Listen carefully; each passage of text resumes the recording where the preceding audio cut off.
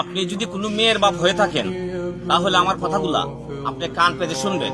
হ্যাঁ, এটা আমার দোষ, কারণ আমি এই গেটের সামনে দাঁড়াইয়া এই ভিডিওটা করতেছি।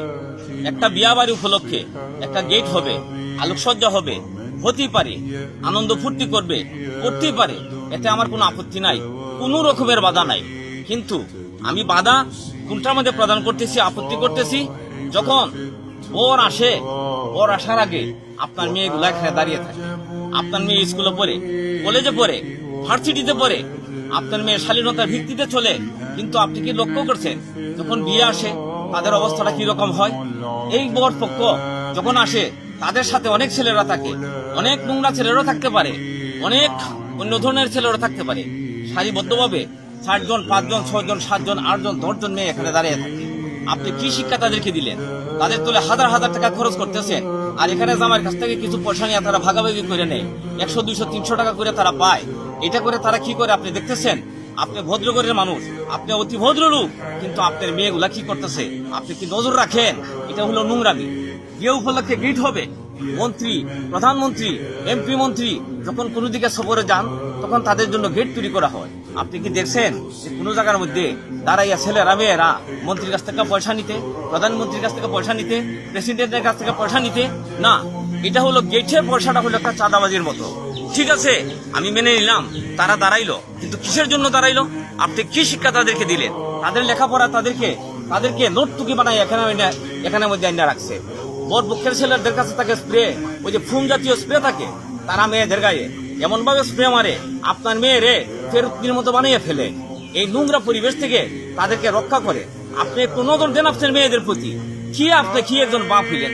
আপনার মেয়ে রাস্তার মধ্যে, গেটের মধ্যে কিসের জন্য দাঁড়াবে? অনেক সময় দেখা যায় ঘরের পুত্রবধূ আইসা গেটের মধ্যে দাঁড়ায়। এই নোংরা পরিবেশ থেকে তাদেরকে রক্ষা করে, নাইলে আপনি ইজ্জতের মানুষ, কি ইজ্জত আপনার আছে?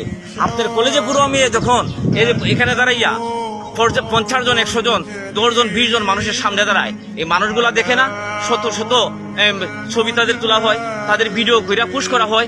আপনার মেয়ে পাবলিসিটির জন্য কি গেটের মধ্যে পাঠান? আপনার মেয়ের পাবলিসিটি করার জন্য, বিয়ার পাত্রী দেখার জন্য কি গেটের মধ্যে পাঠান? এই নোংরা কাজ থেকে আপনি বিরত রাখবেন। শত টাকা, হাজার টাকা, লক্ষ টাকা মেয়ের তোলে খরচ করতেছেন, লেখাপড়ার খরচ যোগাইতেছেন, আর কিন্তু এই যে বিয়া উপলক্ষে সাজ্জা গুজ্জা লিপস্টিক লাগাইয়া কি একটা ময়ূরের ফেকম দইরা কি একটা নগ্নতার মতো আইসা গেটের মধ্যে দাঁড়ায়, এটা আপনার চোখে বাজে না? আপনি কি মেয়ের বাপ? আপনি একটু চিন্তা করে দেখছেন? আপনার মেয়েগুলা যখন এখানে আসে আপনি দেখেন তো পোলাপানে কিভাবে তাদের ছবি তুলে এই ছবিগুলো ফেসবুকে পুশ করে, তাদের ভিডিওগুলো ফেসবুকে পুশ করে।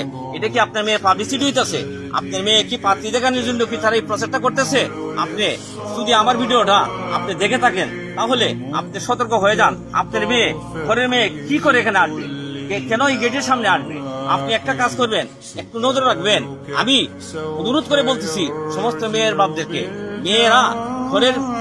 মেয়েরা ঘরের মধ্যে শালীনতার ভিত্তিতে থাকবে, কিন্তু এখানে যখন আসে স্প্রে মারে ফুলাফানে কত কিছু উক্তি করে, এগুলো আমরা দেখি, এগুলা থেকে আপনারা বিরত রাখবেন। আমার এই ভিডিওটা যদি আপনি গুরুত্বপূর্ণ মনে করেন, আপনি অতি তাড়াতাড়ি এই ব্যাপারে একটু চিন্তা ভাবনা করবেন। আমি বিয়ে বাড়িতে আনন্দ ফুর্তি করবে, কোনো সমস্যা নাই, কোনো বাধা নাই, আলোকসজ্জা হবে, কোনো বাধা নাই, কিন্তু মেয়েরা কেন এখানে আসবে? আমি সারা বাংলাদেশের সমস্ত মেয়ের বাপ দেখে বলতেছি, আপনার মেয়েদের অশ্লীলতা আপনারা বন্ধ করেন। এটা চাঁদাবাজি জায়গা না, এটা কোনো চাঁদাবাজি জায়গা না, এটা টেন্ডারবাজি জায়গা না। অল্প জিনিসের জন্য নিজের মেয়েদের মান ইজ্জত আপনারা নষ্ট করে। আমার ভিডিওটা যদি গুরুত্বপূর্ণ মনে করেন তাহলে এটার মধ্যে কমেন্ট করে আপনার মন্তব্য ব্যক্ত করতে পারেন।